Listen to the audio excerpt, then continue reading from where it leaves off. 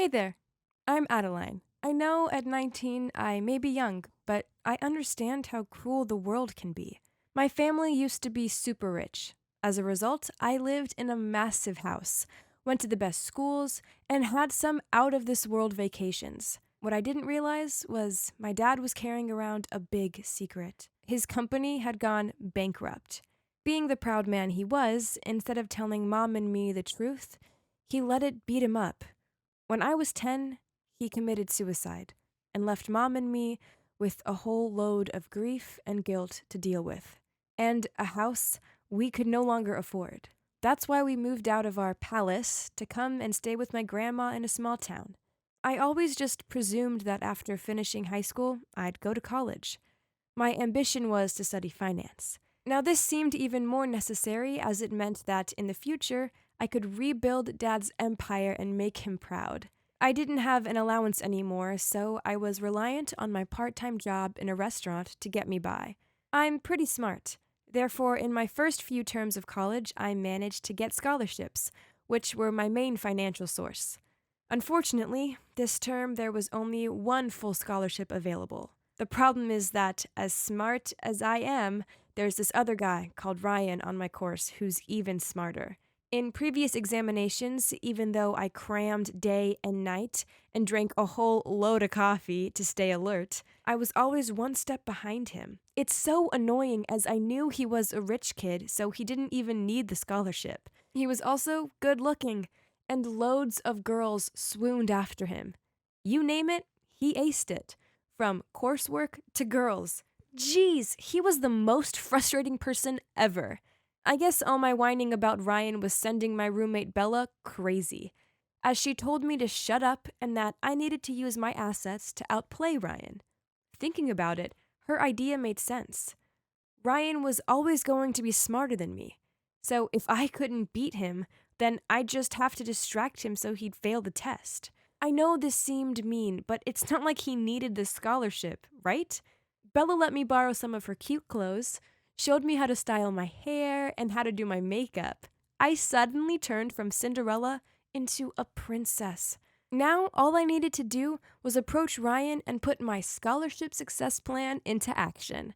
After class, Bella and I deliberately followed Ryan. As I walked past him, Bella jumped out and nudged me, causing me to tumble into him and drop my books. He immediately rushed to pick them all up and passed them to me. As I thanked him, I pretended to accidentally grab his hand. Our eyes met, and he smiled at me. Talk about success. The next day after school, I rushed to work. Some days ago, because I was so engrossed in studying, I forgot the work schedule. So when I got to the restaurant, my boss scolded me and she said that she would reduce part of my wage this month. I looked up at her with apologetic eyes. Then I suddenly felt like someone else was staring at me. I glanced at the order counter and saw Ryan. Talk about humiliating.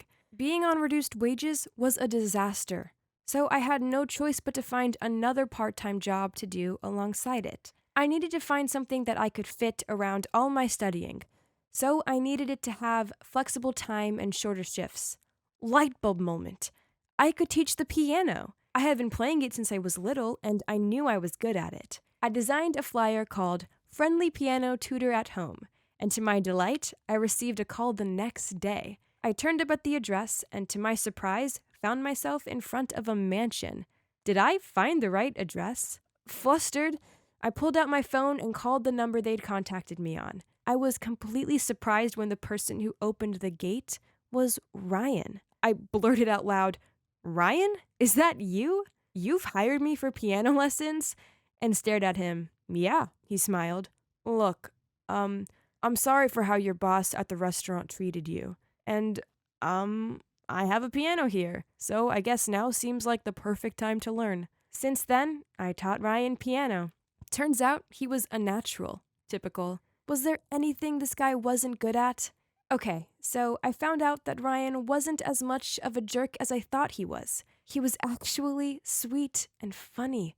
We had a shared love of music concerts, and we both longed to own companies one day.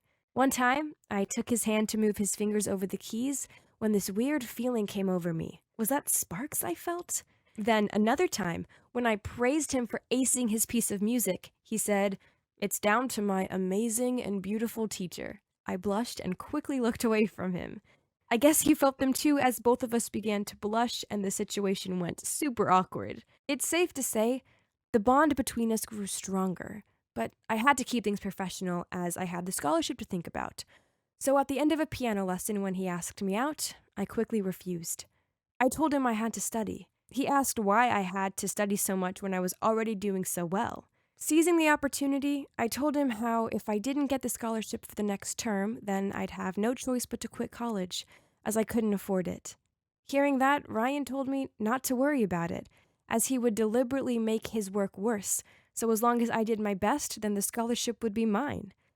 I felt embarrassed and a bit awkward, but I hugged him and thanked him. But something happened the day before the exam that changed my mind. We had a piano lesson that day, so as I was walking toward the room where the lessons took place, I heard voices coming from his father's study. Then I heard a loud voice say, "It's about time you took a look at Vincent and strived more to be like him. I don't want to live with the embarrassment of having a disappointment for a son."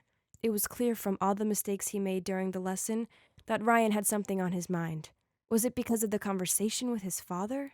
In the end, I timidly asked him, "Ryan, who is Vincent? I'm sorry, I only ask because I overheard your conversation between you and your dad, and I can see you're distracted."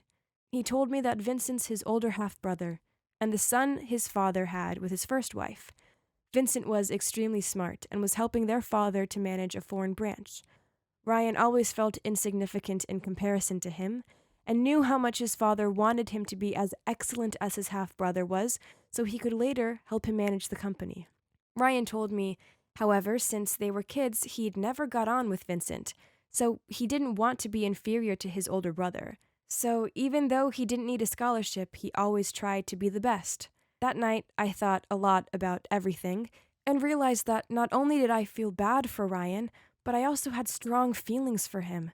I confided in Bella and told her that I wanted to confess all to him. I wanted him to take the scholarship test with his real ability. He deserved the highest position and to make his father proud of him. Besides, did I really want to win by default? Doing that wouldn't have been honorable. When Bella and I were talking, our moody housemate Dee Dee shouted down to us, "Will you guys shut up and let me sleep?" The next morning, I went to school early and waited for Ryan at the college gates. Seeing him, I waved happily, but he ignored me and walked off. I shouted after him, "Ryan, you have to do your best today with all of your ability." That's when he stopped walking and turned to look at me with cold eyes and said, "Of course I will. Dee Dee messaged me last night and told me all about your attempted sabotage plot." Stunned, I lost the ability to talk and instead looked at him with pleading eyes as I stuttered out, So, I know you want to find out what happened next. Stay tuned as the next part of my story is coming soon. Hi, it's me again, Adeline, the devoted college student and part-time piano teacher. Do you remember me? As promised in the previous section, I came back to tell you more about my story. So, here's a quick recap. The only way I can afford to stay at college was by securing the one scholarship space available. The problem was that the smart guy Ryan was standing in my way. So, I used my charms to convince him he should mess up his exam, so I got the spot. Yeah, I know, this was lame of me. But then I realized I was falling for him. So I saw sense and was about to tell him to try his best in the exam. Only my mean roommate Dee Dee got to him first and told him everything. I had to sit through my exam knowing Ryan hated me. As soon as I finished, I packed my stuff to go home, as I was sure I wouldn't win the scholarship now. Besides, I didn't want to be around Dee Dee or have to worry about bumping into Ryan. As I dragged my suitcase across the schoolyard, I found myself filled with feelings of regret, sadness, and I missed Ryan. Suddenly, I felt a hug from behind, a familiar scent, and warm voice whispered in my ear, "I'm sorry I misunderstood you." I burst into tears. I turned back and squeezed him. It turned out that right after the exam, my amazing housemate Bella had found Ryan and explained it all to him. I feel so lucky to have such a lovely friend like her. I invited Ryan to come and visit my hometown. My mother was happy to see me bringing a boy home, and even though I told her we were just friends, I knew she didn't believe me, as the sparks between us were so obvious. She seemed very pleased and even whispered in my ear, "Good choice, Addie." That night, Mom cooked steak and dauphinoise potatoes as a treat for Ryan and me. We chatted happily, and Mom took a genuine interest in Ryan and his family. She asked him the usual questions, such as, "What is your major? Where do you live? What do your parents do?" But then, when Ryan said his father's name, Mom dropped her fork. She asked some more details, then the color drained from her face. I asked her if she was okay, and she made an excuse that she was a bit tired, so she told us to carry on eating and went to her room. That night, after I had made the bed up in the spare room for Ryan, I went to my mother's room to ask if she was feeling better. I saw her sitting there, staring out of the window and crying. I called, "Mom, what's wrong with you?" She looked straight at me, then slowly said, "I'm so sorry, but you can't be with Ryan." This didn't make any sense to me, as earlier she told me how much she liked him, so I asked her, "Why is that, Mom? You were all for him before." Then she gripped my hand as she told me the shocking truth. Ryan's father was the man who made my father's company bankrupt and resulted in him taking his own life. It's impossible. It can't be like that. Watching the tears rolling down my mother's cheeks, I understood that even though it was heartbreaking, it was true. Ryan wasn't just the cute boy I had a crush on. He's also my family's enemy's son. That night I couldn't sleep. How could things be so coincidental? Our love was just sprouting, and now it was in a situation that was no different from Romeo and Juliet's. I knew it wasn't Ryan's fault that his dad was a heartless businessman, but at the same time, how could I continue to see a boy who I knew was the son of the man who caused my dad to end his life? Also, there was no way his parents would ever accept me if they knew my true identity. I didn't know how to tell Ryan the truth. I mean, it's not like I could just come out and tell him straight that his dad was basically a murderer. No, I didn't want to hurt Ryan like that. The next morning, Ryan left in a rush as his dad called him saying there was some kind of emergency. He kissed me goodbye, and I felt my heart ache. Not only was it our first kiss, but I knew it also had to be our last. He said he'd see me at college, and I mumbled out a, "Yeah, sure." I didn't have enough money for college. Well, there was no way I could afford going back. I sulked around the house feeling miserable. Then, to my surprise, the college called me and told me I had got the scholarship. This was such a shock for me, and as fortunate as I felt, I also felt sad. This meant I wouldn't be able to avoid Ryan. Instead, I'd have to face the boy I liked every day, knowing I would be betraying my father's memory if I stayed with him. Ryan said he'd pick me up from the airport. I was so nervous. In fact, the fear that I wouldn't be able to suppress my emotions when I met him filled me. As I waited for him, suddenly my phone popped up a line. "Darling, I'm sorry. I can't come and pick you up. Things are very urgent right now, and I need to stay here and help my dad solve the company's problems. I will try to come home as soon as possible. I miss you and look forward to seeing you." I felt so down, but it was good. I wouldn't have to feel so awkward about seeing him anymore. When I was waiting at the bus stop, I met this guy called Junsu. Turns out he had just arrived from Korea and was studying at the same college as me. He looked very awkward, just like when I first came here. I offered to lead the way back to college because I was heading there too. 2 weeks later, and Ryan still hadn't returned to college, and I didn't receive any messages from him. Although this saddened me, I tried to convince myself that it was for the best. I returned to my part-time restaurant job. My boss told me there was a new guy starting, so it was my job to show him what to do. She then introduced me to Junsu. Turns out he was the new staff member. Everyone in the restaurant kept teasing me that Junsu liked me. Even Bella said so. I didn't know if it was real or not because I had always focused on studying and working. Either way, it didn't matter, as my heart still pined for Ryan. Then one day, after school, while I was thinking randomly, my footsteps led me to Ryan's house. 3 scary-looking people were standing outside the mansion, and there was a for sale sign on the gate. What's happening? I started to worry. Why hadn't Ryan messaged me? Where was he right now? I stood there for a moment and then I took out my phone and scrolled to his name, but I couldn't bring myself to call him. When I was in trouble, Ryan was always there, helping and loving me, but now I couldn't do anything to help him. The realization hit me just how much I loved and missed him.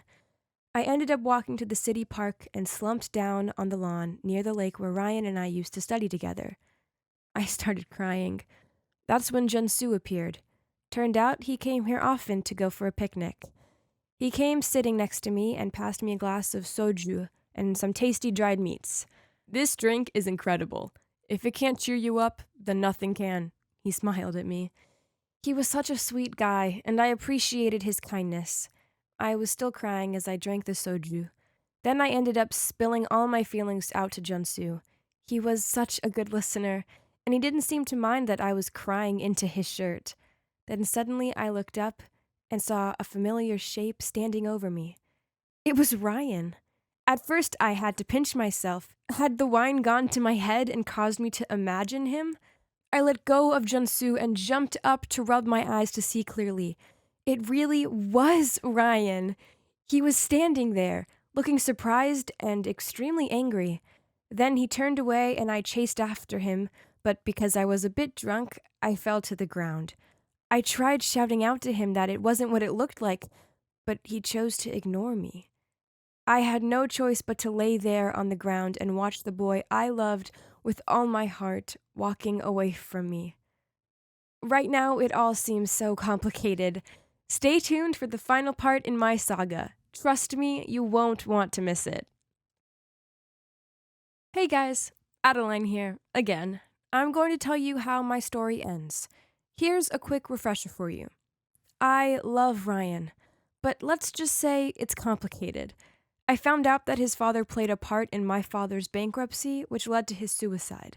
I couldn't talk this through with Ryan as he went off the radar, only to reappear when I was hugging my friend Junsu in the park, which I was only doing because I was upset about him. Anyway, Ryan got the wrong idea and stormed off. The following morning, I woke up with the worst headache ever and felt dreadful. I tried messaging and calling Ryan, but he didn't answer or reply, and he seemed to have disappeared off all social media. I went to his old house and asked his neighbors, but none of them knew where his family were. I also asked his close friend, and he told me that all he knew was that Ryan had transferred to another college in Canada. 2 years passed, and I didn't hear anything from Ryan, yet he was never far from my thoughts. I hung out with Junsu more often. I found him great fun to be around, but there was one downside. I knew he was in love with me. On 3 different occasions, he told me so, and on each occasion, I felt super awkward turning him down. I believed Junsu was a good person, but then something happened to ruin our friendship forever. One night, Junsu and I went to a bar in town.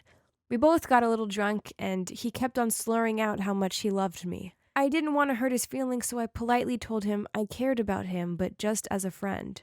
Junsu insisted on walking me home. When we got back, I felt tired and just wanted to go inside and sleep. So I thanked him and was about to go inside when he grabbed my arm and pulled me back. I told him to let go, but he shouted at me, "Why not me?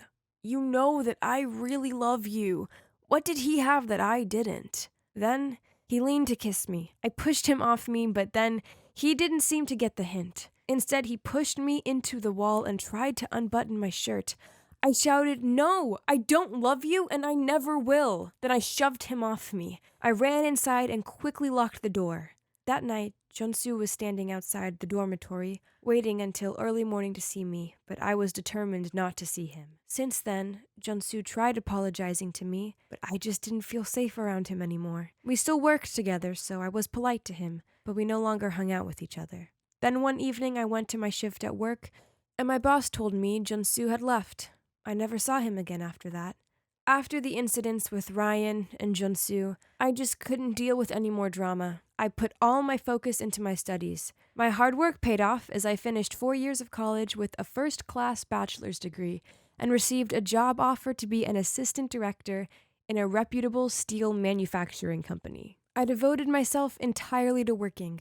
After half of a year, my position was strengthened and my boss trusted in me. As a result, in most of his important appointments, he always let me accompany him. Our company was planning to build another manufacturing factory, and we were trying to find a construction contractor, so I went with my boss to meet potential contractors at a luxury restaurant. I almost fainted when the bosses of the company came in.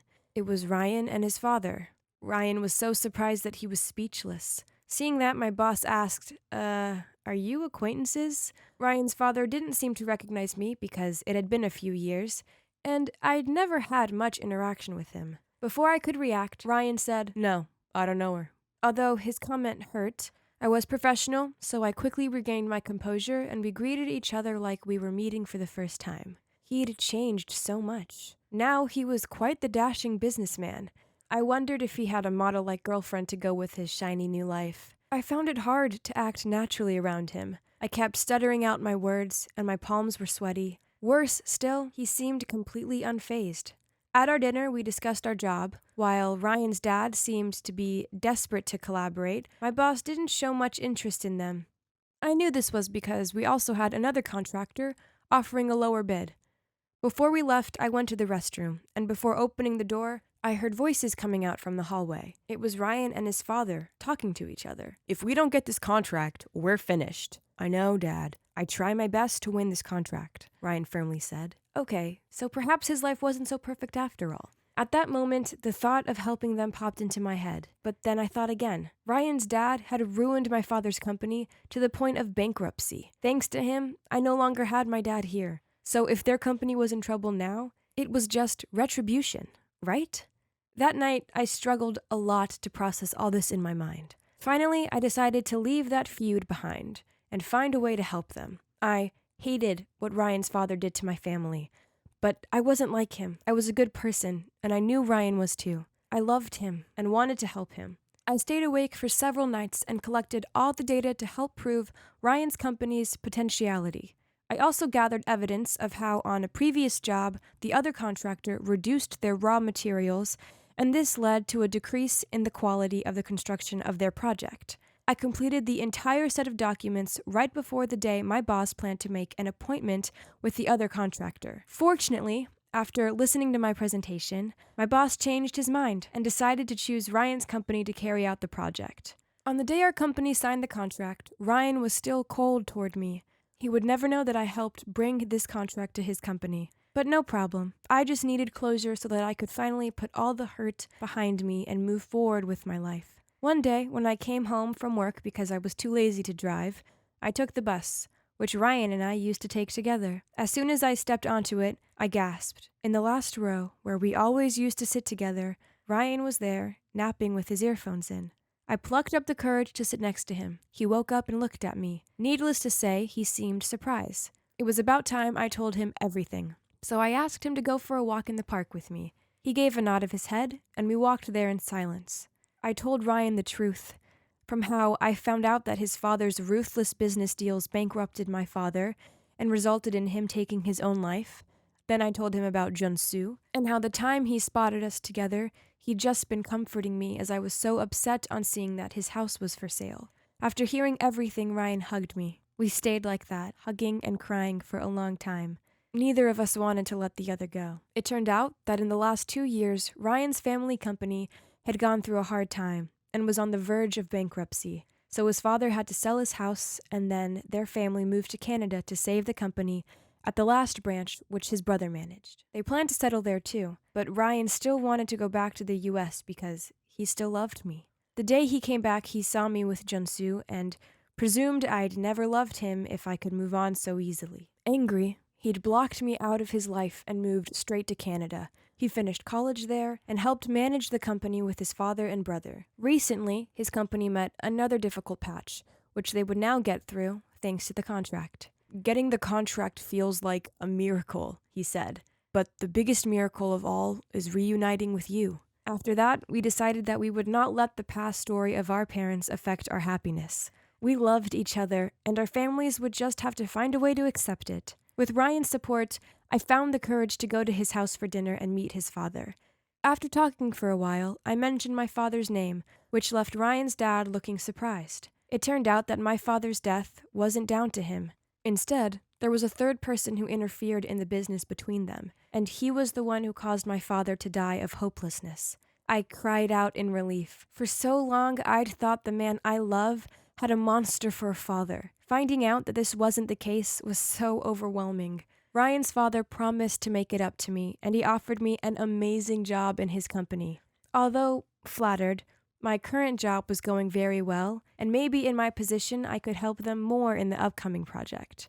As for Ryan and I, now there are no more barriers separating our love. We can finally be together, and there's no way I'm ever losing him again. I'm also doing so well in my career that I'm able to send my mom money to help with the bills. One day, I fully intend to rebuild my father's business empire, but for now, I hope he's looking down on me and feeling proud of all I've achieved. The road to true love isn't always easy, but it all worked out for me and Ryan in the end. It goes to show that sometimes you should never give up on love, and you should never presume something is as bad as it first seems, as this isn't always the case. Trust me, I can vouch for that.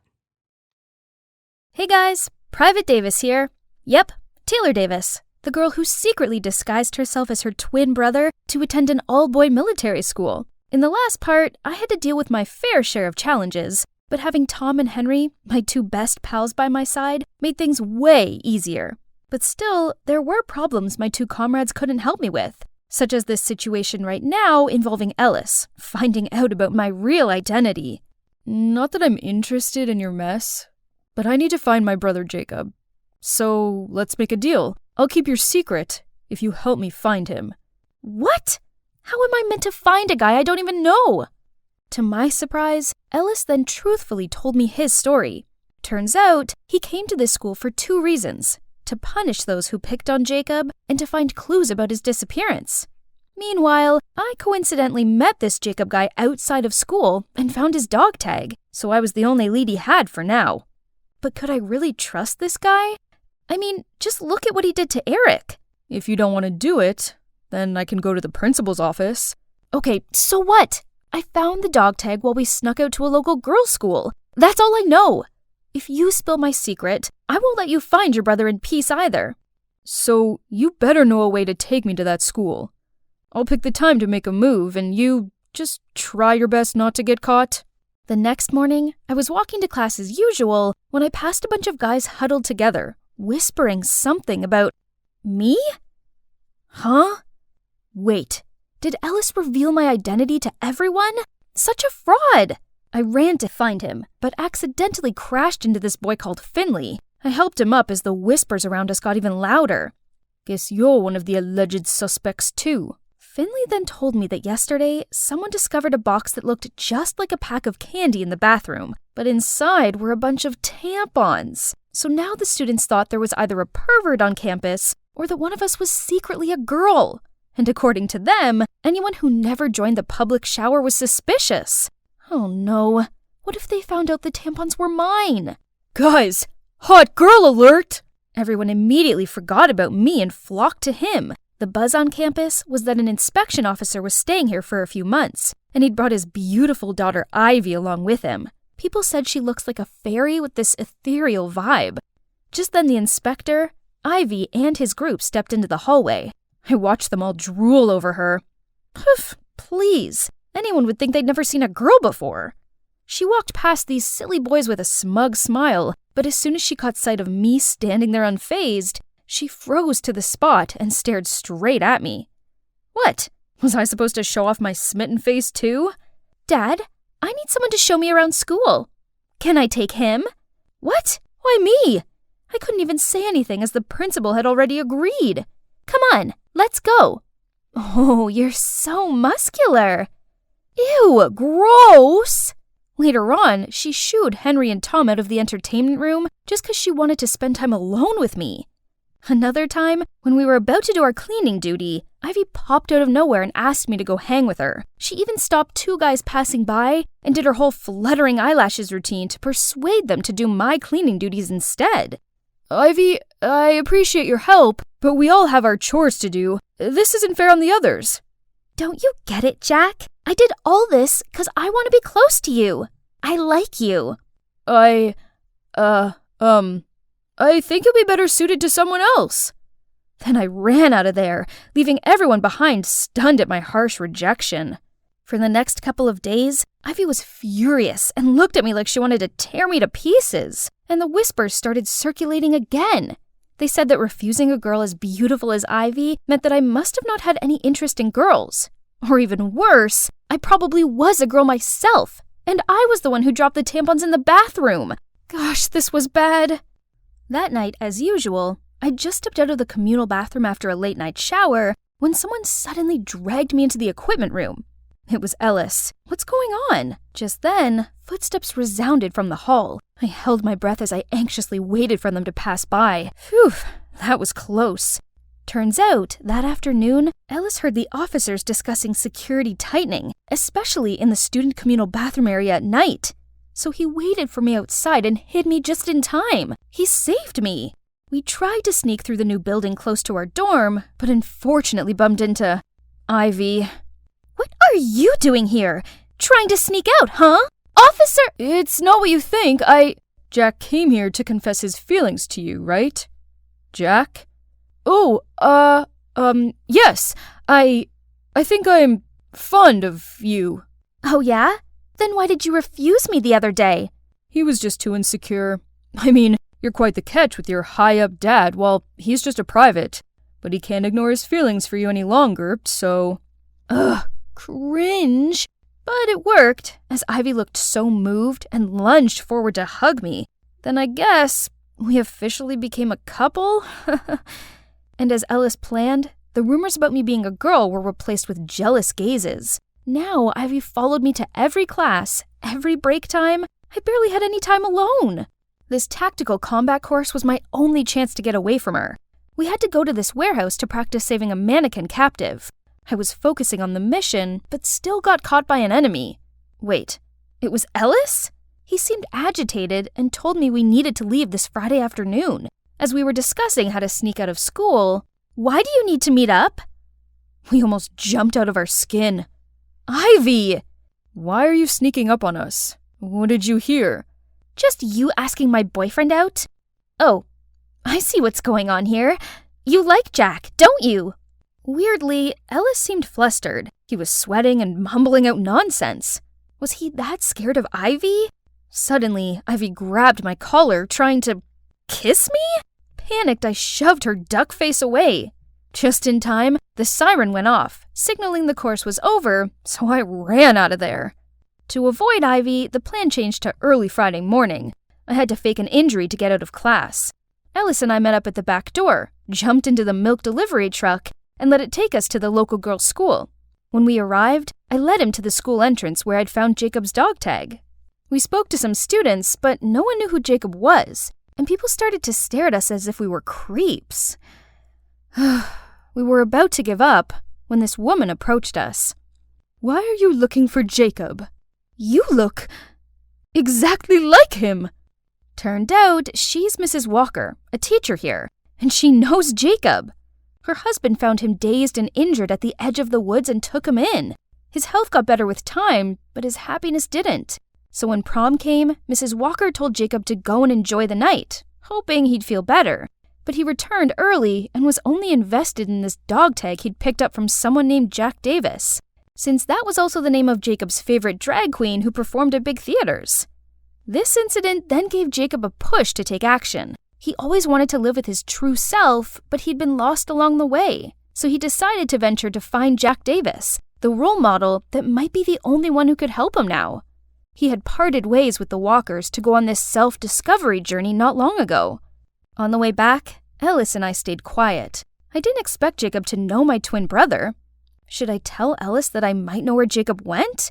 But I couldn't just lead him to my home to find his brother as... My parents didn't know I'd disguised as Jack and joined this all-boy military school. If they ever found out about this, I could kiss my soldier dreams goodbye. When the truck stopped, I got off and was about to go back to the dorm when Ellis pulled my hand. You know that Jack, right?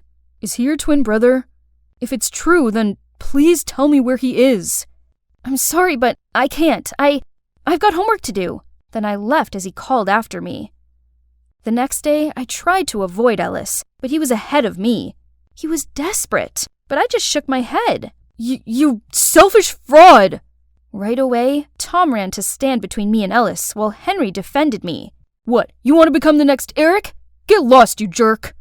Oh no. I tried explaining to them that Ellis didn't mean any harm, but they didn't listen and just pulled me away from him. I felt so bad. For that whole day I kept thinking about what had happened. Ellis was right. I was selfish. He might never see his brother again because of me. I had to go help him. But when I got to his room, his roommate said he'd already taken his annual leave to go find his brother. Oh no. He must have figured out my home address somehow. I gotta go home, but how to get out of school? It wasn't milk delivery day. As I was thinking, Tom and Henry approached me, asking why I was acting so weird. This was it. I guess I shouldn't lie to them any longer. Guys, I have something to tell you. I'm actually a girl. Then I told them why I came here in the first place, how things got entangled with Ellis, and now he went looking for my house as his brother might be there. I waited for them to be mad, but instead, they smiled gently at me. That's a pretty big secret to carry. Girl or boy, this changes nothing. You're still our friend. They were not angry with me. I felt so relieved knowing that I didn't have to hide anything from them anymore. Now I just needed to figure out a way to go home. We can handle this. Go wait near the back gate. And I did. Just in time, the fire alarm went off, and all officers guarding the gate ran to that direction. A few seconds later, the back gate suddenly opened and the CCTV went off, and I just slid through easily. Luckily, I arrived home before Ellis did. My heart was pounding when I knocked on the door. Then Mom and Dad opened it. Needless to say, seeing their daughter dressed as a boy soldier was a huge shock. I quickly explained to them how I'd secretly taken Jack's place, and their faces kept turning darker and darker. How could you lie to us, then illegally enter an all-boys military school? What were you thinking? Right then, Jack, my twin, rushed down the stairs. He immediately got what was going on and backed me up. Mom, Dad, this has been Taylor's dream ever since she was little. This is dangerous. If you get caught, you could be sent to a juvenile center. Pack your bags and quit the school right now. In that heated moment, Ellis barged in. Jacob? Jacob! Are you here? Where did you hide him? I tried to calm him, but it was no use. The whole scene was chaotic. Then suddenly, he stopped dead, staring at the stairs. Huh? Someone else was here. Someone with silky, long hair, a beautifully made-up face, in a super pretty dress. It was Jacob. He apologized to my parents for his brother's behavior. Then we all sat down as he told us how he realized from a young age that he was interested in feminine things. So he used to sneak into his mom's closet and use her clothes and makeup. One time, his parents caught him and they were so worried about his deviant behavior, they forced him to attend military school, hoping to straighten him up. But of course, he didn't fit in there and was fed up with being teased by Eric. So when he saw a chance to run away, he did so without hesitation, cutting off all ties with the school and his family. Luckily, the walkers found him in the woods and took great care of him. Still, it wasn't enough. He needed to discover his true self, so we came to Jack's. I beg of you, don't make me go back home again. I can't stand the disappointed look on Mom and Dad's faces. I just want to be myself. I know it must be hard, but you gotta go home and face your parents. Once they know how you truly feel, they'll understand. Mom, Dad, I'm sorry for being so reckless, but being a soldier is my dream. Please give me a chance. I can't let you do it. But you can have till the end of the semester to pack your stuff and say your goodbyes. That's it. Just then, I heard footsteps outside. It was Ivy. What was she doing here? You tricked me. I already knew there was something weird going on with you and Ellis. But you're a girl? Lucky me, I had your whole secret recorded here. Let's see how my dad punishes you, fraud. This is bad. Ellis and I jumped into his car and drove back to the school immediately. But we arrived back to an unexpected situation. The principal, aka Eric's dad, was already packing his things, and a strange lady with a stern look was sitting at his desk. Wait, did this mean we had a new principal? Yep, Turns out the inspection officer came to school to investigate our principal on allegations that he'd been condoning his son's mistreatment of other students. And it was none other than Ellis here who had been gathering up evidence to help him. Then what about me? Well, in return for Ellis's assistance, the officer decided to let me stay and study here. In fact, the new principal even had some other plans. Finally, it's the end of the semester. Whew! And you know what? Our school now officially welcomes female students, which means I'm legitimately the first girl in school. I'm so grateful for our new principal. Meanwhile, me, Henry, and Tom are still the best of comrades. Obviously, nothing could ever stand between us. And of course, my parents are okay with me staying since I don't have to hide my real identity anymore. About Jacob, he actually listened to Jack's advice and went home to talk to his parents. They were shocked to see him like that, but as he poured his heart out to them, they decided to slowly accept the real him. As for his brother, Ellis, we went through a lot together, and now we're best friends. There might be some sparks between us, though, but I don't know. Let's just wait and... Finally, my first day at school has come. Yay! This special occasion called for my favorite hoodie. Super cool, right? But then, out of nowhere, I was blocked by a group of boys and their cheesy pickup lines. No time for monkey business, but they wouldn't let me go. Hey, do you know who I am? Everything suddenly went blurry. Oh no, my glasses! I stumbled around trying to grab them back, but got shoved to the floor. Everyone scram! Gimme that.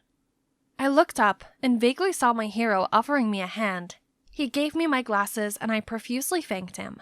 But he just gave me a cold look and walked off without saying a word. Strange. Oh, by the way, I'm Hazel Palmer, 17 years old. But I'm not here as a student, but a teacher. Yes, you heard it right. Not to brag, but I'm kind of a genius. I even got offered a position in my college's research project, which I have rejected to pursue my dream of becoming a high school teacher. So here I am, on my very first day of fulfilling it. First, I was introduced to the other teachers, but unlike what I had in mind, they just threw me judgy looks. Luckily, after the meeting, a young teacher named Rebecca kindly welcomed me and even tipped me off about some of the rebels at school. Now, time to meet my students. As soon as I finished my introduction, the whole class immediately turned into a beehive. Miss, how about we continue this lesson at the movies tonight? Mullet, pierced nose. This guy must be the notorious Lucas that Rebecca warned me about. Please, as if you'd date someone who would wear such a goofy hoodie. Yeah, who let a weeaboo teach here? Jeez, I didn't expect this reaction. I tried to restore the silence, but to no avail. Ugh, I'm out of patience. Quiet, or else you'll all get Fs. Thank God it worked. Whew, that'll show them who's in charge. But here comes another problem. No way! There's gotta be someone who's really here to study, right? Okay, who is our class's top student? Ethan! Ah, didn't he help me in the hallway? But it looked like he didn't recognize me. Okay, let's see. Ethan, right? Could you solve this equation? Equation? No, equation. I suppose spelling is a bit hard for a numbers person like you. And the whole class burst into laughter. Jeez, this guy was unbelievable. How about the second best student? Cassie Santiago? That name sounded just like my old classmates. I turned to the corner where an arm reluctantly raised.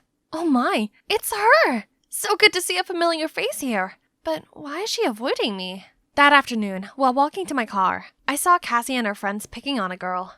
Upon seeing me, they immediately ran away, but I managed to catch Cassie. Cassie, since when did you become a mean girl? None of your business.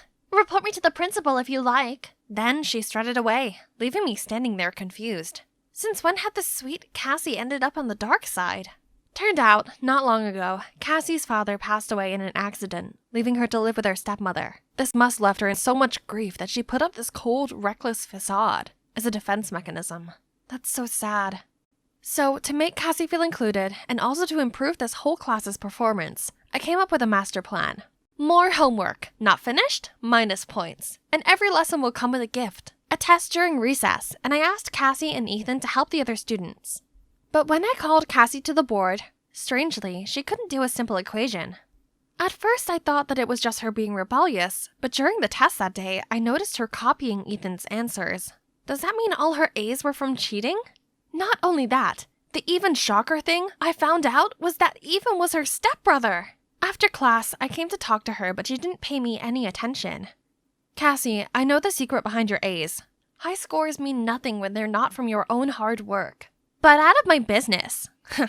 You're as much my friend as you are a proper teacher.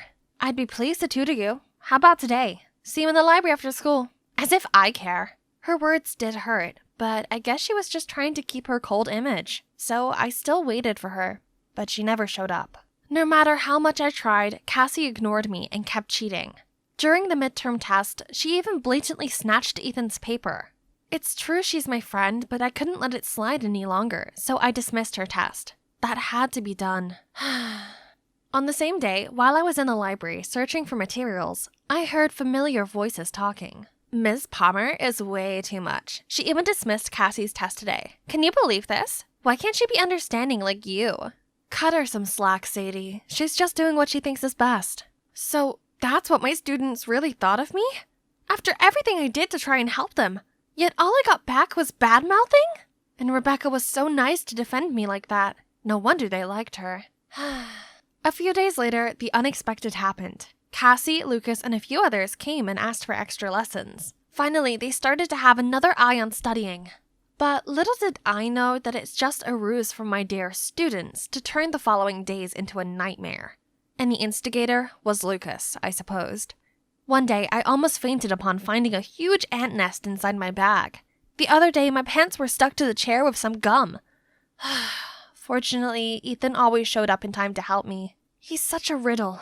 Unlike before, not only did he try to defend me in class, but he also helped me carry my textbooks. But I didn't expect him to care that much. One time, I saw him at the car wash where I worked part-time. I quickly hid behind a car, but Ethan just kept walking towards my wash box. I'm here to see you, so no need to hide. Let me give you a hand.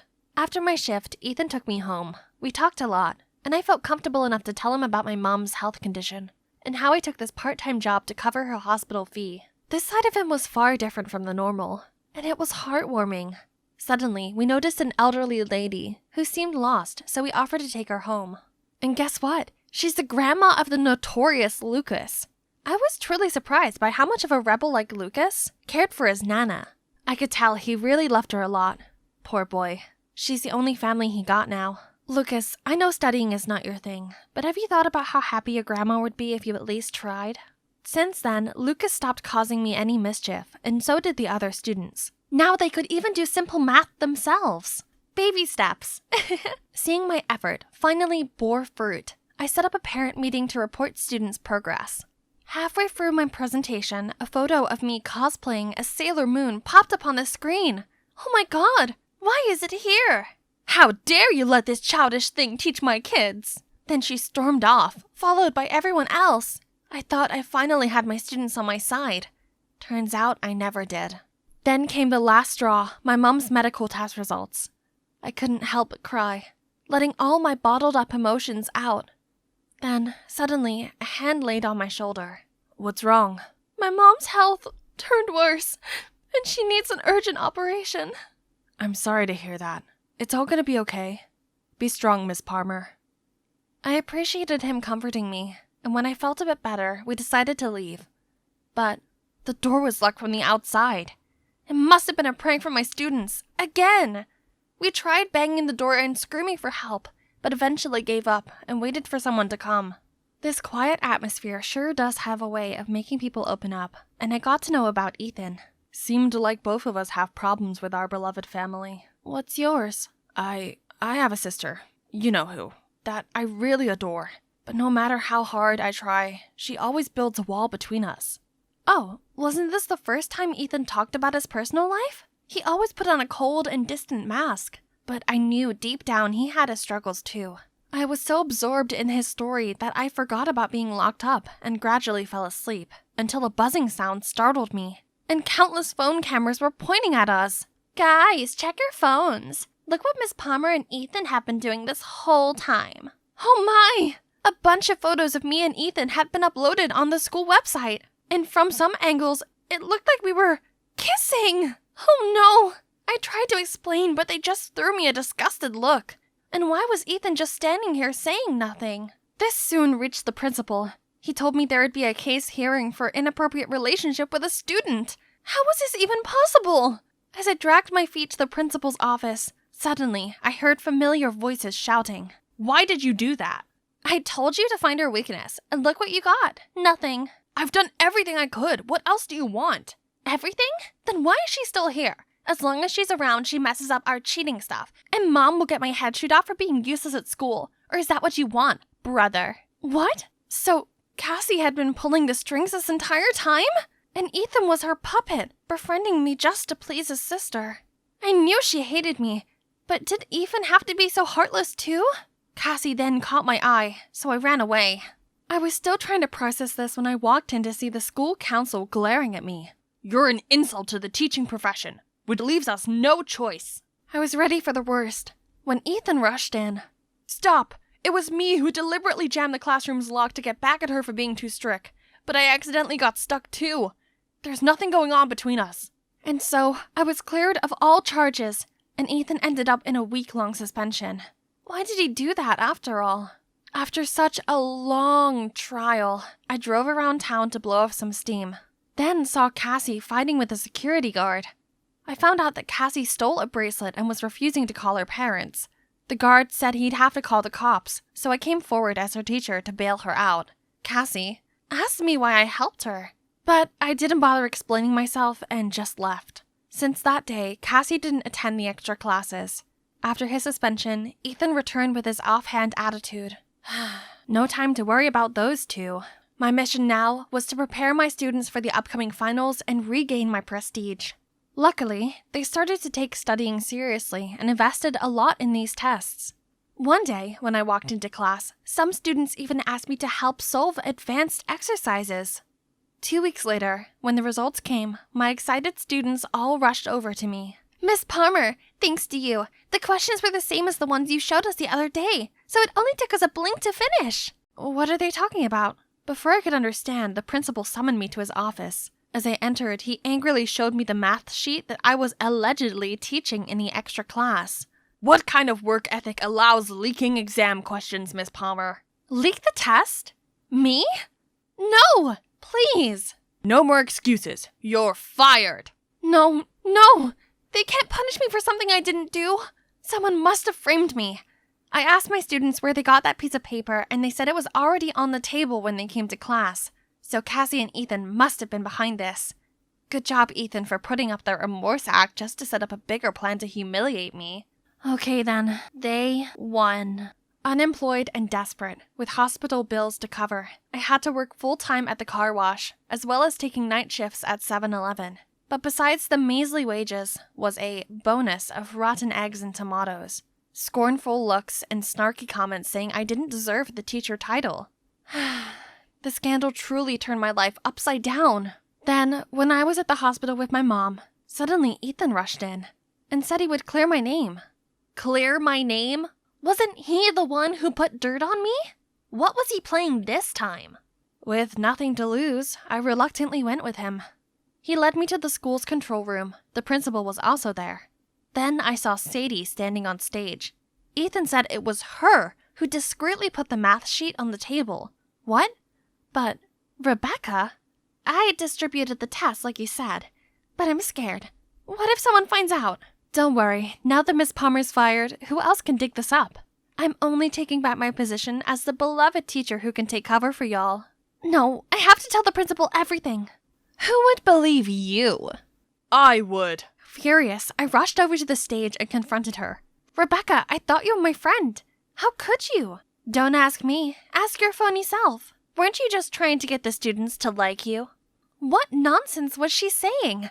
I'm just doing my part of being a good teacher. How could she be so selfish and cruel? Out of jealousy? Miss Palmer earned her students' respect with her pure heart. Look at you. The so-called love you have comes from buttering them up with all your lies. That's why they turn stubborn and make light of studying. I never knew you were that kind of person. How could you call yourself a teacher? The principal couldn't hide his rage, fired Rebecca, then apologized to me and offered me my job back.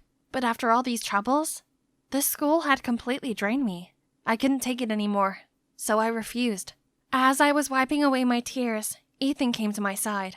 Miss Palmer, I'm sorry for everything I did. I just tried to please Cassie, but now I know I was only hurting you. I've already known about that. I was about to leave when a group of students led by Cassie approached us. Then Ethan told me it was Cassie who helped him with the plan to bait Rebecca into admitting her actions. Sorry for all the horrible things I did to you. Please stay. We've learned a lot since you moved here. Please don't leave us. Such a crazy term. I ended up staying. I mean, this is my dream job after all, and I'm not one to give up that easily. I also talked to Cassie's stepmom about her studying. Turns out she didn't realize her strict approach was causing a rift between them all. Cassie, Ethan, and their mom had a talk, and now they seem to understand each other better. I was so happy for them, and we became friends after that. Time flies, and now my students, or my friends to be correct, graduated, and would soon fly off to pursue their own dreams. Suddenly, Ethan dragged me to a corner. So from now on, we're no longer teacher and student, right? I guess, but could you still teach me? Teach me how to love you. How long is this gonna take? So much for taking care of me. Lex, starting today, I'm locking your phone and laptop away. Cruel! Isn't one leg cast enough punishment? Excuse me, you don't deserve to have a say in this. If you hadn't bought our daughter that death trap motorbike in the first place, she'd still be intact. Yeah, sorry for making sure she doesn't grow up boring like her mom. Yeah, another lecture on how irresponsible I was eventually turned into a quarrel between mom and dad instead. They stopped only when mom needed to leave for her business trip in Egypt. I'm done arguing with you. I have a flight to catch. I've got my eye on you, young lady. All the way from Egypt? That's kinda hard. Well, at least Dad's here, so I won't be by myself. The next morning, I woke up to see a note stuck to the fridge. Alex, I'm shooting my new movie in Spain for a few months. There is a strict no-phone policy to avoid leaks. So if it isn't urgent, don't call me. Love, Dad. Seriously? Choosing work over me? Why am I still surprised? That's when you get when you have a world-famous actor dad and an award-winning photographer mom. They're rarely home, and whenever they are, they're constantly at each other's throats. All the more reason for me to hang out with my biker gang. I love motorcycles. They're my only getaway. But that's how I messed up my leg. In my defense, I could totally nail that trick and win their stupid bet, if it wasn't for that bumpy road. However, not a single one of my homies has checked on me since then. Not even my boyfriend Blake. But what's really bumming me out is that school's out for summer, yet I can hardly move. So, bored out of my mind, I came up with a new way to entertain myself, which was playing candid camera on this whole suburbia. Thanks to my mom's camera, I had eyes on the newlyweds Cunninghams on the right, the Carpenters on the left, a few other houses, and, Tiny Timmy across the street. I swear to God, I almost thought some hunky guy had just moved in. My childhood friend Tiny Timmy had officially grown into Timothy. He looked just like a muscular version of Timothy Chalamet. Then Tim suddenly sat up and we accidentally made eye contact. Awkward. Looking good, handsome? He's even cuter when he smiles. Oh, he's replying. Even better up close. That's bold, Timmy. Too bad, though. Sorry, lame. Tim looks confused at first. Then when he saw my cast, he immediately leaves the room. Huh? A broken leg is enough to scare him off? He's lame. Then the doorbell rang. Hey, that took a while. You're here? Of course, you need to have a closer look, and could use a hand, or a leg. Yeah, come help this damsel in distress. From then on, Tim came over every day to help me out around the house. He'd been really helpful and even tried riding my motorcycle so it didn't have to sit idle for too long. Other than that bulked up body, he's still the friend I knew back in the day. We still had so much fun playing video games and watching movies together. You have to watch Bodies, Bodies, Bodies. It's nuts. Actually, I thought you might be into Lady Bird. Such a heartwarming coming-of-age story. Ew, no way. Timothy Chalamet is in it. Okay, sold. But how do you know that it'd sway me? I just do. Like how I know you spy on me from time to time, which, by the way, is super creepy. Yeah, right. As if he didn't intentionally leave his blinds open while working out. Mr. Shy Guy. One day, as usual, me and Tim were hanging out, when suddenly my dear boyfriend Blake made a noisy entrance. Babe, you won't believe this. There's a racing tournament going on in the Upper West Side. You have to come. What's going on here? Sup? What do you mean, sup? Who's this little brat? Oh, this is Tim. Tim, this is Blake. Say hi. Hi. I don't care. What do you think you're doing? Watch your tongue. You've been ignoring me for weeks, and now you show up raving on about some dumb street racing contest? You don't even remember that I broke my leg, do you? But, you're mine. Blake was fuming like a bull ready for battle and about to throw hands at Tim, but he stopped his fist midair. A defeated-looking Blake fled off as soon as he got out of Tim's grip. Coward. I apologized to Tim for dragging him into this mess, and he was surprisingly cool about it. Just curious, how did Blake and you become a thing? He's the leader of the biker gang, so I thought he was cool, but honestly, I never expected our relationship to last. Just like every other couple's. Exhibit A, my parents. I see. My dad's a good example as well. Then Tim revealed that his dad left his mom for another woman last year, which really upset him. I could relate so much to his situation. Maybe being locked up at home wasn't so bad after all, since we had the chance to catch up on everything. But the following morning, when I was chilling in my room, something horrible caught my eye. Something blonde. It looked like she was returning a hoodie to Tim. What kind of friend borrows a hoodie and acts like that around each other? Let's see what he has to say for himself. Who's that blonde? What was she doing at your place today? What? Who? She might look like strawberry shortcake, but don't be fooled. Whatever love you two might think you have will soon fade. That sweetness will turn sour in no time. Tim just burst out laughing. What's so funny? What made you think so? You don't even know Annabelle. Don't believe me? See for yourself. I then showed him all of the secrets I'd uncovered in our seemingly quiet neighborhood.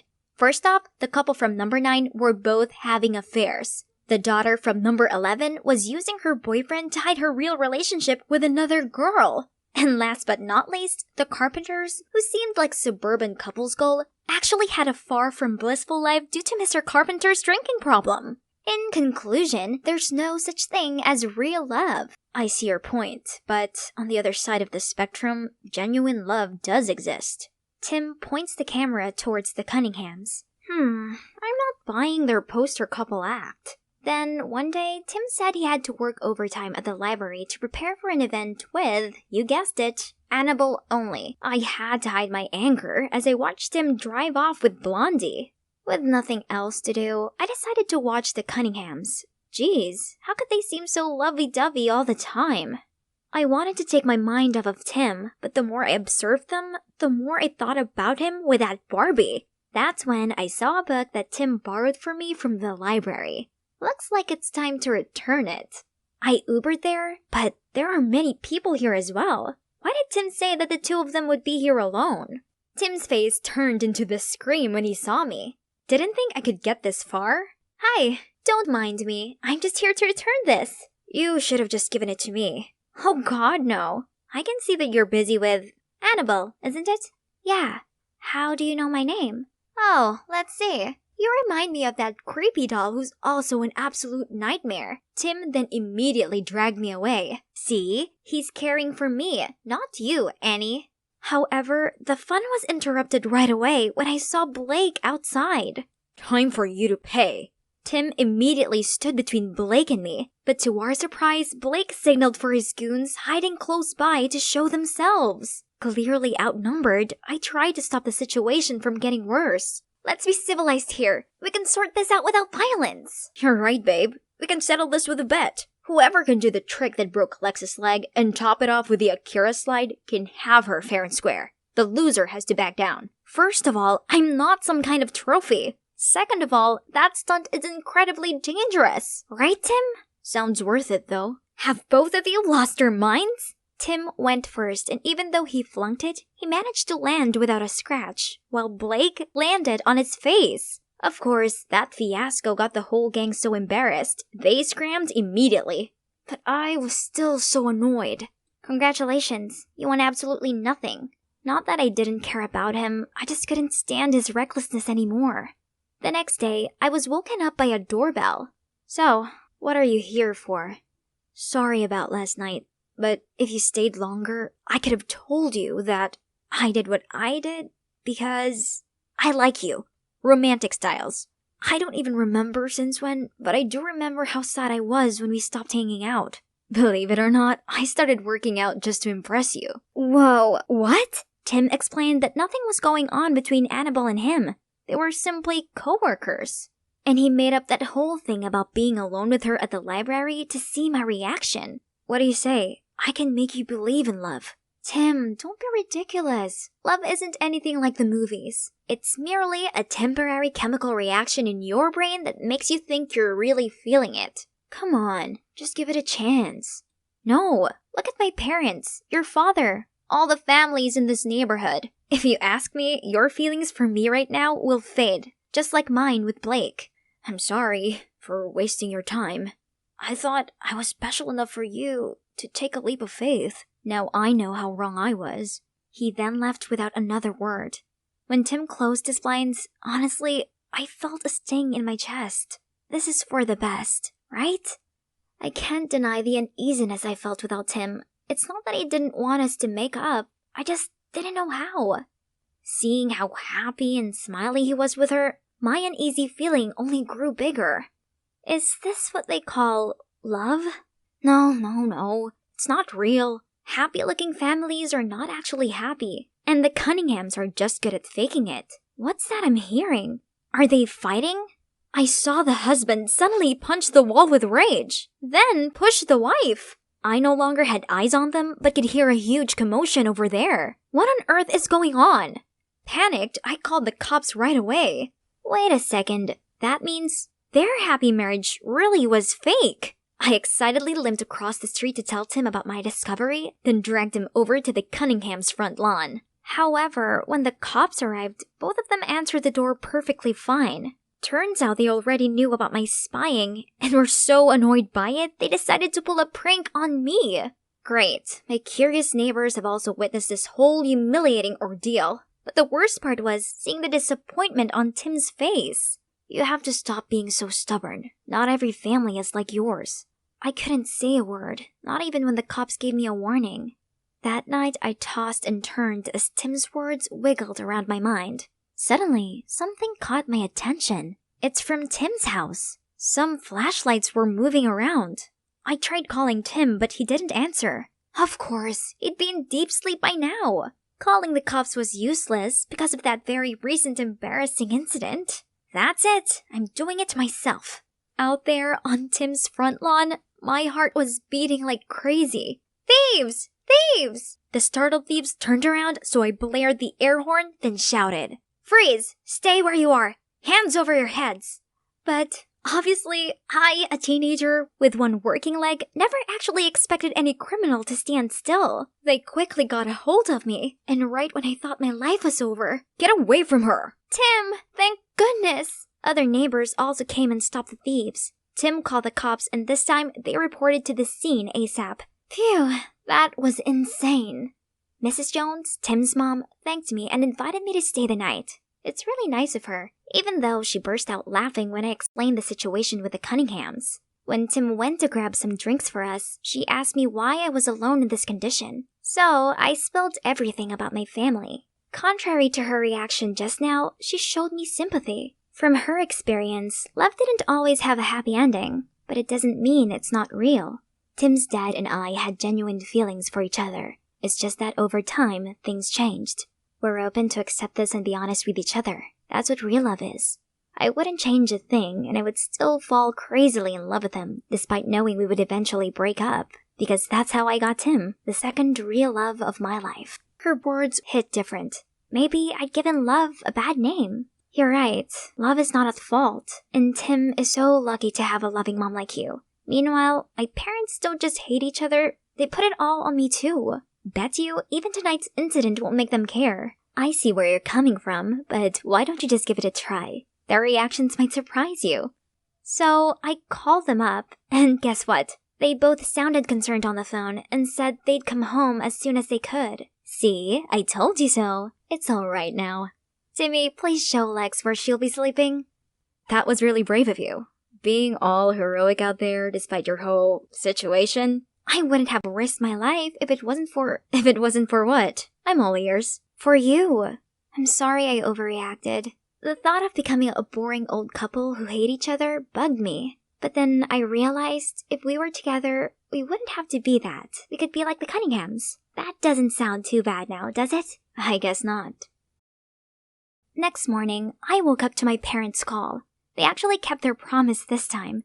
My mom explained that she thought Dad was home to take care of me, while Dad absent-mindedly assumed Mom only left in a fit of anger and was going to return soon. So they really do care about me. They just have a terrible way of showing it. They stayed together, thinking it would be best for me. But the unending tension and bickering was eating us all up from the inside. This incident opened their eyes, so they agreed to have a peaceful divorce while still looking after me together. I'm finally free from the cast, but I actually feel even more liberated than before. Is this the power of my newfound belief in love? Is it because I've realized that love was around me all along? I'm not sure myself, but who cares? Alex and Timothy signing off. Hi, I'm Kaylee from Washington. I might dress like a boy, but I'm actually the girliest girl you could ever meet. Before I continue, please like and subscribe. I was born with shiny blonde hair and blue eyes, just like my mom. I never met my dad, but it wasn't really a big deal. There's no need to live in some fancy castle to feel like a princess. I was already one in my mom's eyes. She always pampered me with the cutest things in the world. You could give Rapunzel a run for her money, sweetheart. But tragically, Mom left me in an accident when I was 10, and I had to move in with Selena, my mom's friend.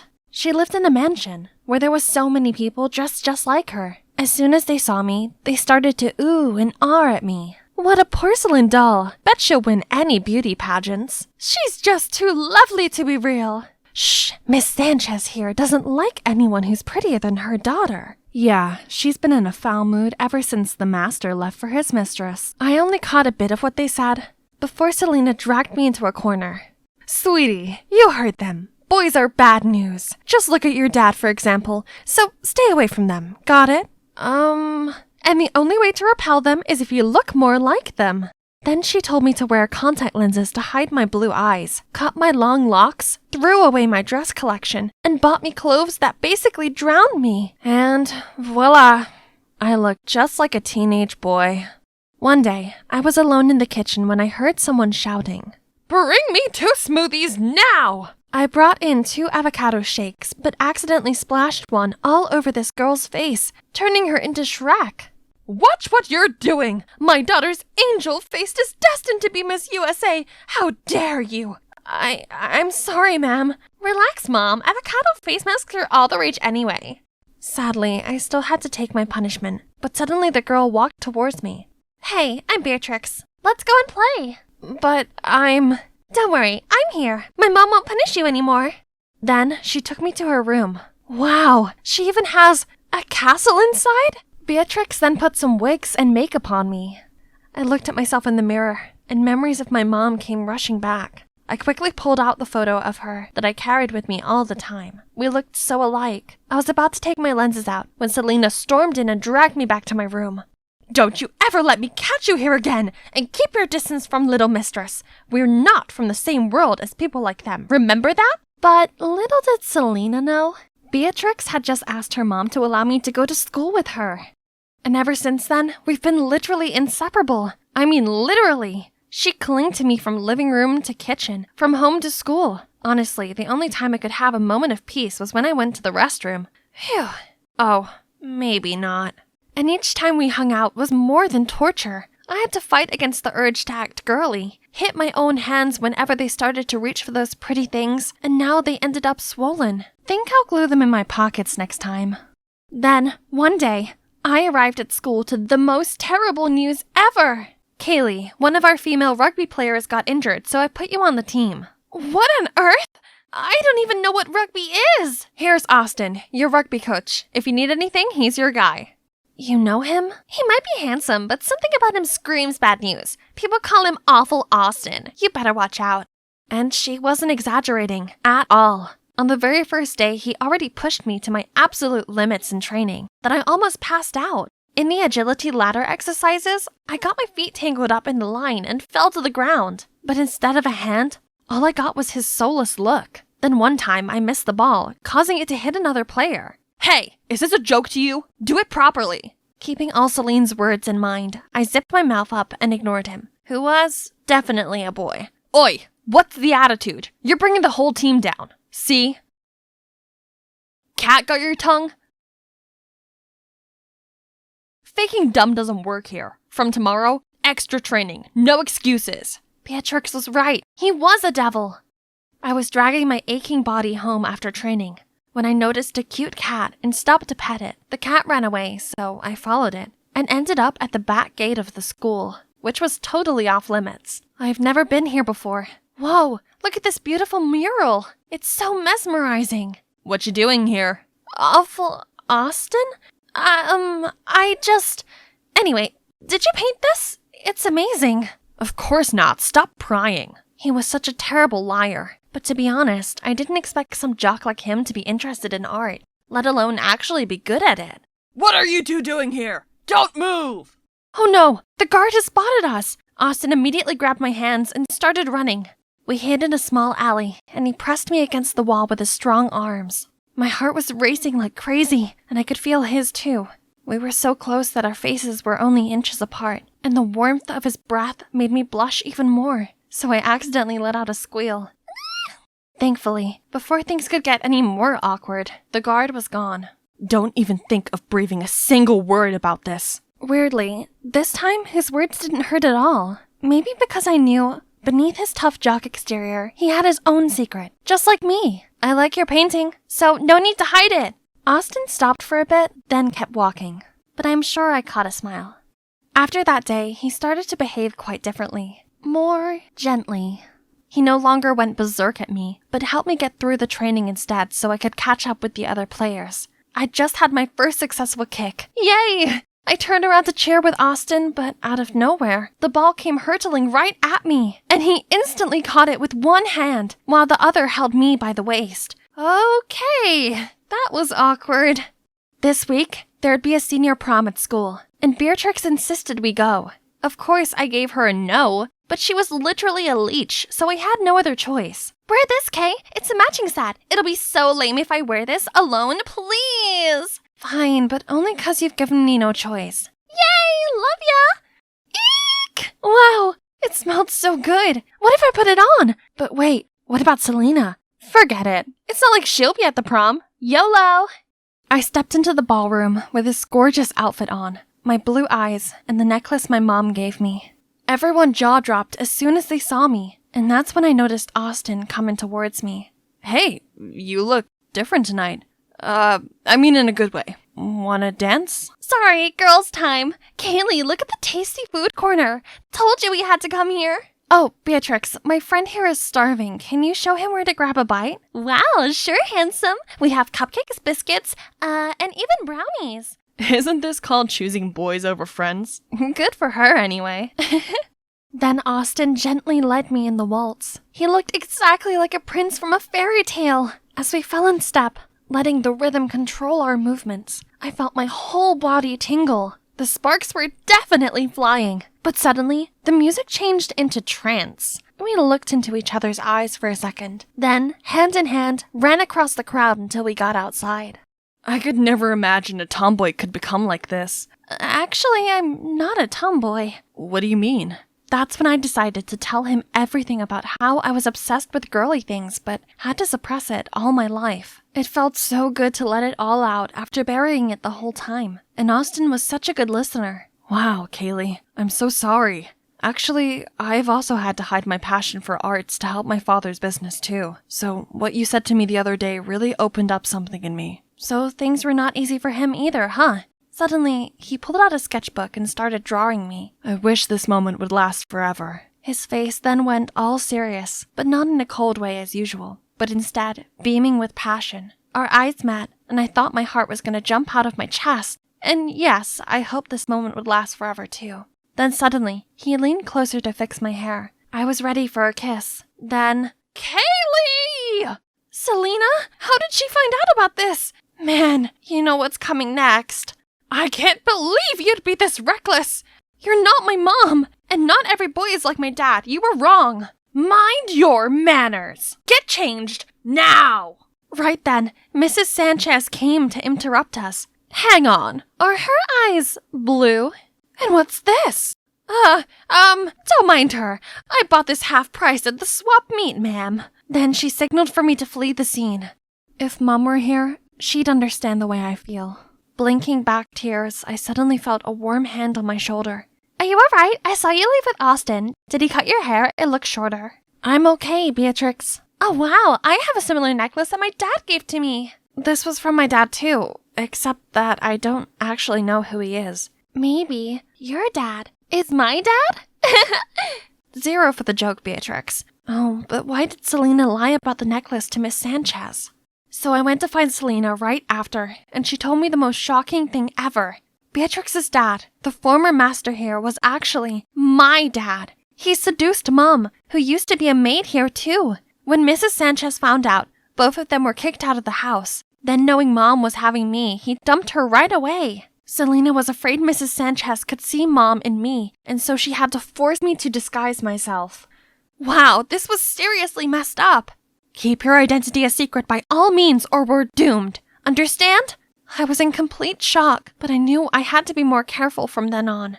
For the whole week after, Mrs. Sanchez seemed to be in a good mood. One day, she even asked me to go shopping with her. But a wedding dress studio? Is there a wedding coming, ma'am?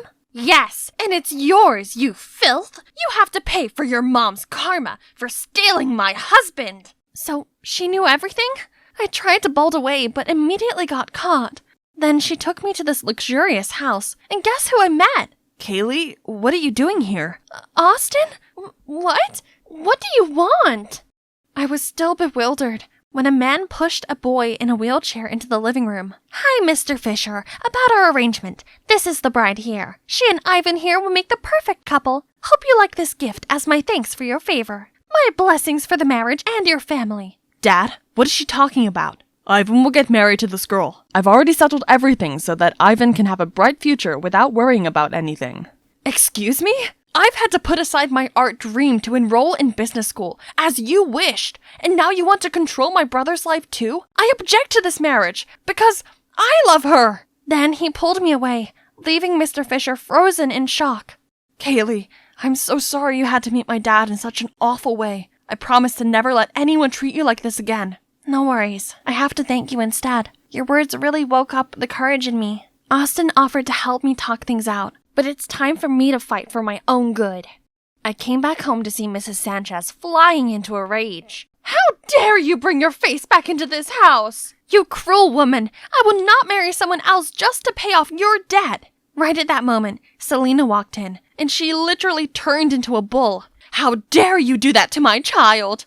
I had to stop her from lunging towards Mrs. Sanchez. So how about what you all have done to me? Do you know what I've been through all these years? Her mom stole my husband, and you just expect me to put it aside? Then she collapsed and burst into tears. Suddenly, I felt bad for her. I'm sorry for everything that happened to you, but it doesn't mean you have to punish yourself with it, or grant yourself the right to dictate others like that. She owes you nothing, and you have no right to control others' lives. Right after that, Selena and I packed our stuff and left the house. Walking through that door, we felt more free than ever before. After all that drama, it took us some time to get our lives back on track. From all the money Selena had saved working as a maid, she was able to open her own bakery and take back control of our lives. And so do I. Finally, I'm back to my princess style. But after all those craziest things happened, something never changed. Oh my god, we're half-sisters! Yay! My mom said she felt so guilty about what happened, but asked me to keep it a secret. Oops. And about that guy, you ask? He worked things out with his dad, and guess what? He's in art school now. Okay, now tilt your head to the right. Yeah, like that. Gosh, that dress makes you look like a fairy princess. Who dare to make a princess stay still like a statue for more than 1 hour? Huh? The charming artist? Shh, it's almost done. I beg your pardon.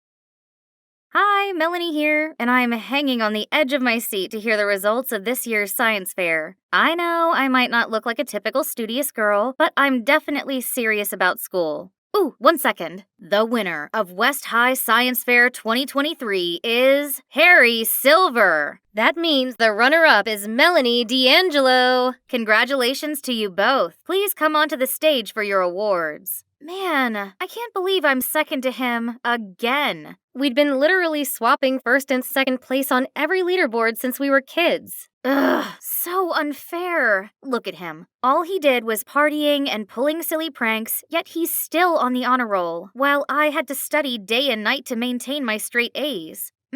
Mom's taking quite long. What's that commotion over there? This calls for celebration. What do you guys think? Olive Garden? Yes! Geez, can you keep it down just a smidge? Come to think of it, people like Harry just have it all, while I only have Mom by my side. Oh, she came just in time!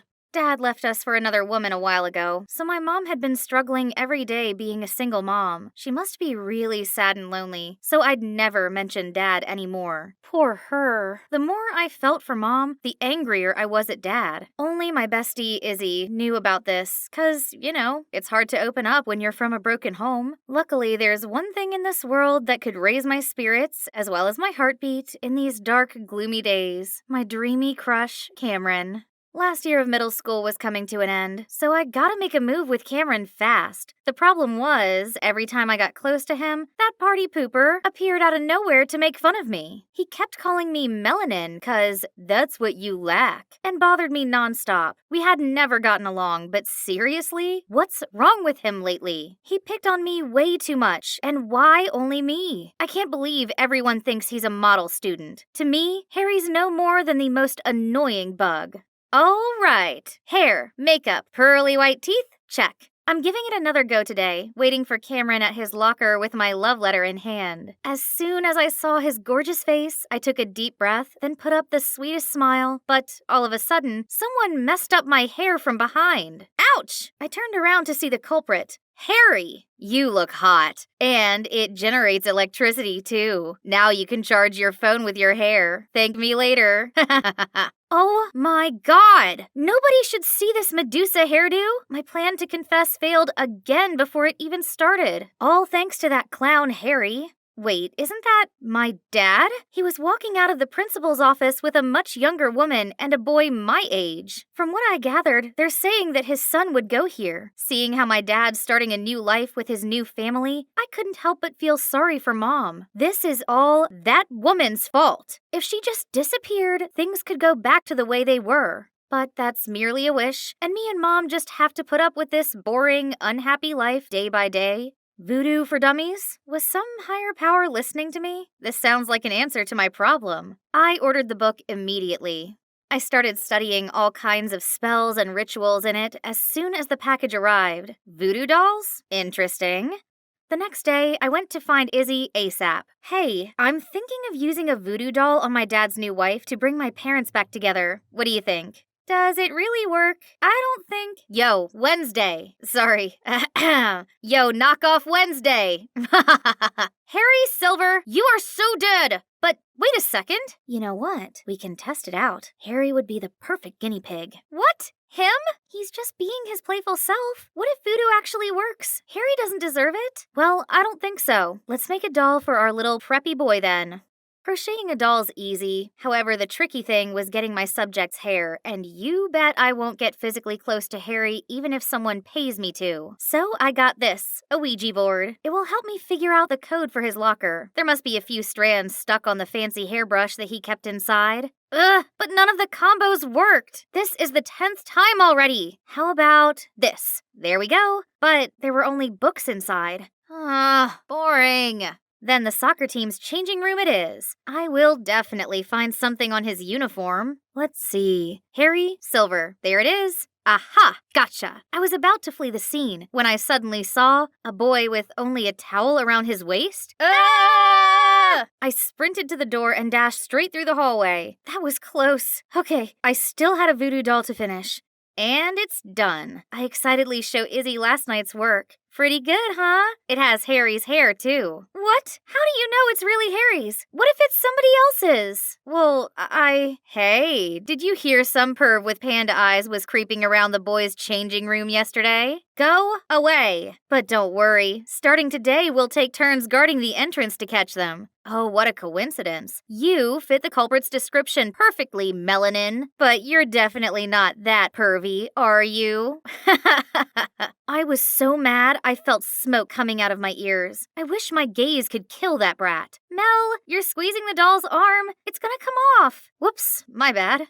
Next time I saw Harry, he had bandages all over his right arm. Hang on, did I do that? Feeling guilty and curious, I approached him. Hey, what's wrong with your arm? It's been in pain since yesterday for no reason. My doctor said nothing's wrong, but I kept feeling like someone's squeezing it really hard. Ugh, there it goes again. Oh, spooky. It means the doll is truly magical. I immediately came running to tell Izzy, and of course, she was shocked too. But hold up, Nosy Artie? How long has he been standing here? This guy clearly had heard everything. He kept reaching for my doll. No way. He'd tell the whole school about it. Then suddenly, Harry sat down next to me. Melanie, my arm hurts. Feed me. What's he pulling now? Can't he see I'm in the middle of something? Right at that moment, Artie snatched my doll. Leave it to me. No, Artie, no! Not with milk in his mouth. Oops, sorry, I felt so nauseous all of a sudden. That was more than enough to make all of us firm believers. But maybe I should stop. I do feel guilty for dragging Harry into this.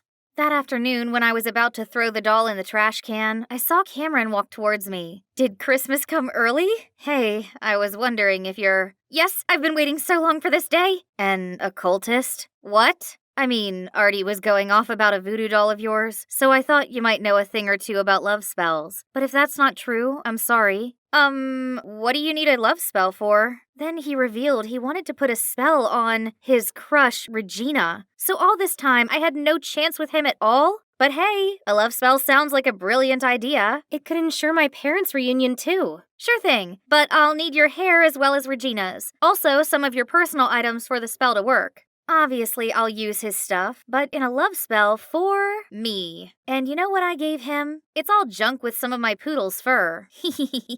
A few days later, I found a gift box in my locker from Cameron. My spell worked! I'm about to have a boyfriend and reunite my family. But before I could carry out that long-awaited plan, Artie came to me with a difficult request, making a voodoo doll of Brad, some transfer student who already established himself as a vicious tough guy. That sounds dangerous, and I already promised myself not to use voodoo anymore. Don't believe me? See for yourself. Then I followed him and witnessed another student being picked on by a much bigger guy. Hey, isn't he Dad's stepson? Okay, this Brad guy deserves it. So I agreed to help Artie. The next day, I approached Brad after class where he usually messed with other students. I managed to sneak up behind him and get one strand of hair. Oh no, busted! I quickly put the hair in the doll. This better work. Come on! Why isn't it working? And why now? Pesky little thing. Stop! I know those voices. Thank goodness. Touch her and you'll regret it. Yeah, we'll call the police. Brad just scoffed and left. Phew, what are you both doing here? And Harry, I thought your arm hurt. Then Harry and Izzy finally told me that voodoo had never been effective. Izzy knew that Harry only picked on me because he liked me.